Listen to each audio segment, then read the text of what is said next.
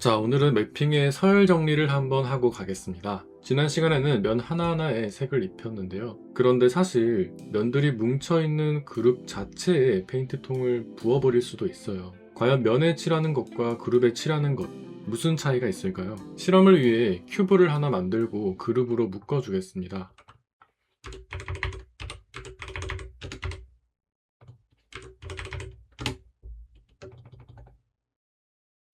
그리고 머티리얼 탭에 이 솔리드 컬러라는 폴더에 들어가서 이 빨간색 페인트를 큐브에 부어 볼게요. 어떤가요? 면 6개를 일일이 클릭하지 않아도 한 방에 전체가 빨간색으로 변합니다. 이게 바로 그룹 매핑의 편리함인데요. 자, 여기서 질문. 저는 전체는 빨간색인데 윗면만 파란색으로 하고 싶어요. 가능할까요?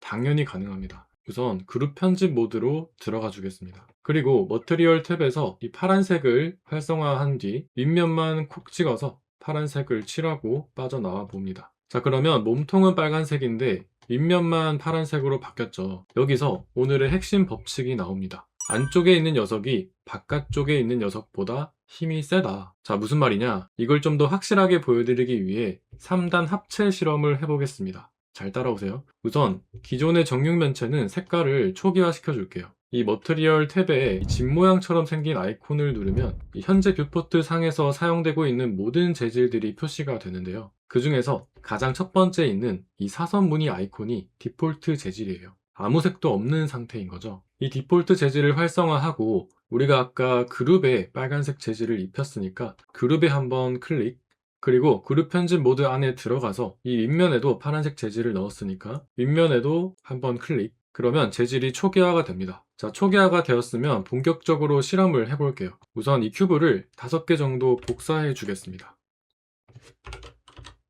자, 이 상태에서 이 첫 번째 큐브는 그룹 편집 모드 안에 들어가서 이 면 전체에 노란색을 칠해 주겠습니다. 이 면이 선택되어 있는 상태에서 재질을 입혀주면 그 선택된 면들에 한해서 재질이 적용됩니다. 다시 말해서 트리플 클릭을 해서 이 모든 면을 선택한 뒤에 노란색을 칠해주면 이 모든 면에 재질이 적용되겠죠. 그룹 편집 모드에서 빠져나와 주시고요. 이번에는 큐브를 2개 선택한 뒤 초록색을 칠해줄게요. 자, 그 다음 이 큐브들을 몽땅 묶어서 커다란 덧그룹을 만들고 이번에는 보라색을 칠해줄게요. 자, 결과가 어떻게 됐나요? 맨 처음 노란색을 칠했던 큐브는 당연하게도 노란색입니다. 자, 그런데 초록색을 칠했던 이 2개의 큐브는 하나는 초록색으로 바뀌었는데 여전히 하나는 노란색입니다. 이상하죠? 분명 2개의 큐브에 초록색을 칠했는데 왜 왼쪽에 있는 큐브는 여전히 노란색일까요? 이 노란색 큐브에는 그룹 안에 이 면에 이미 재질이 입혀져 있기 때문입니다. 따라서 밖에서 초록색을 입혀줘도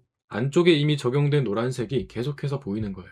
반면 아무것도 안 칠했던 나머지 큐브들은 이 그룹에도 재질이 입혀져 있지 않고 이 그룹 안에 있는 이 면에도 재질이 없으니 그대로 보라색을 띠게 된 겁니다. 자, 이걸 쉽게 정리하면 이렇습니다. 면에 매핑하는 걸 물건에 방수 스티커를 딱 붙이는 거라고 생각해 보는 거예요. 그리고 그룹에다가 매핑하는 걸 물건을 통째로 페인트통에 푹 담그는 거라고 생각해 보는 거예요. 자, 방수 스티커를 붙인 상태로 페인트통에 담그면 어떻게 해야 될까요? 방수 스티커가 붙은 자리는 페인트가 묻지 않겠죠. 반면 스티커가 없는 빈 곳은 페인트 색으로 물들게 됩니다. 즉, 안쪽에 붙인 스티커가 바깥쪽 페인트를 튕겨낸다. 이것만 기억하시면 됩니다. 안쪽에 매핑이 되어 있다면 겉에서 무슨 짓을 해도 절대 변하지 않습니다. 다시 말해 스케치업에서는 가장 안쪽에 적용된 재질이 우리 눈에 보이는 최종 결과물이 되는 거죠. 바깥에서 아무리 페인트를 부어도 안쪽에서 이미 색을 가지고 있으면 절대 바뀌지 않습니다. 근데 이런 궁금증이 생길 수도 있어요.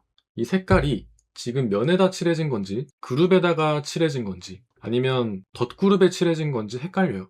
이럴 때 확인할 수 있는 탭이 있는데요. 우측 상단에 엔터티 인포라는 탭을 열어볼게요. 자, 그리고 나서 덧그룹을 선택해보면 아까 우리가 입혀줬던 보라색이 보이고 이 덧그룹의 편집 모드 안으로 들어가서 이 초록색 큐브를 찍어보면 초록색이 입혀져 있습니다. 즉, 보라색 재질은 이 덧그룹에, 이 전체의 덧그룹에 적용되어 있고 초록색 재질은 이 2번째 큐브에 입혀져 있는 거죠. 그런데 그 옆에 노란색 큐브를 선택해보면 여전히 초록색이 보이죠. 아까 우리가 이 노란색 큐브 그룹에도 이 초록색 재질을 입혀줬었는데요. 그럼에도 불구하고 이 그룹 안쪽에 이 면에 노란색이 이미 칠해져 있기 때문에 노란색으로 보이는 겁니다. 자, 반대로 덧그룹 안에 있는 보라색 큐브를 찍어보면 이 보라색 큐브 자체에도 이미 기본 재질이 적용되어 있고, 이 편집 모드로 들어가서 면을 확인해 보면 그 면에도 기본 재질로 찍혀 있기 때문에 가장 최종적으로 입혀진 이 덧그룹 자체에 씌워져 있는 이 보라색 재질로 표현이 되는 겁니다. 자, 그래서 이 엔터티 인포라는 탭을 보면 재질이 어디에 입혀져 있는지 정확히 알 수 있어요.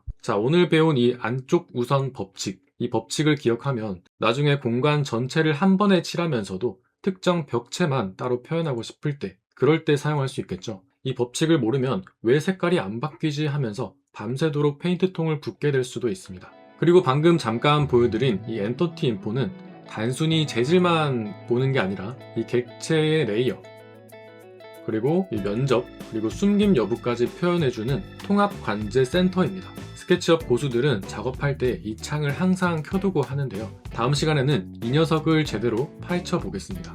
그럼 다음 시간에 뵙겠습니다.